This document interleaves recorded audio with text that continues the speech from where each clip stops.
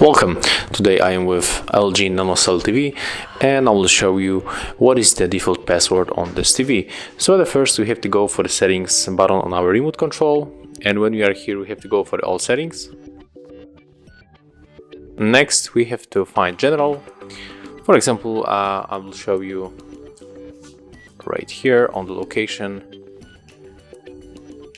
Okay, so when we are for the broadcast country and we want to change it, we have to input the password. So of course you can find the password in the user guide, but almost in 99% of the TVs there is no matter which one, from which company you got, Samsung, LG, Hisense, Sharp, the default password will be 4x0.